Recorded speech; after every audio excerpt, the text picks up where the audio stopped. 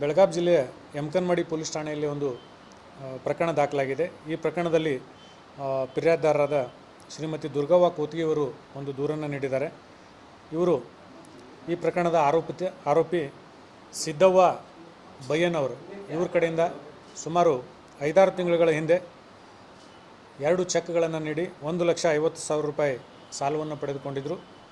ಈ ಸಾಲವನ್ನು ಮರಳಿ ನೀಡುವ ಪ್ರಯುಕ್ತ ಅವರು ಏನು ಆರೋಪಿತರಿದ್ದಾರೆ ಅವರು ಹಿಂಸೆ ಮಾಡ್ತಾಯಿದ್ರು.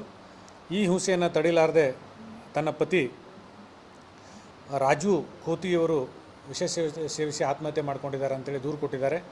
ಈ ದೂರಿನನ್ವಯ ಯಮಕನಮಡಿ ಪೊಲೀಸ್ ಠಾಣೆಯ ಅಪರಾಧ ಕ್ರಮಾಂಕ 91/2024 306 with SST prevention of atrocities act ಪ್ರಕಾರ ಪ್ರಕರಣ ದಾಖಲಾಗಿದೆ ಮತ್ತು ತನಿಖೆ ಕೈಗೊಳ್ಳಲಾಗ್ತಾ ಇದೆ. ತನಿಖೆಯಲ್ಲಿ ಏನು ವಿಷಯಗಳು ಕಂಡು ಬರ್ತದೆ ಅದರ ಪ್ರಕಾರ ಮುಂದಿನ ಕ್ರಮ ಕೈಗೊಳ್ತೀವಿ.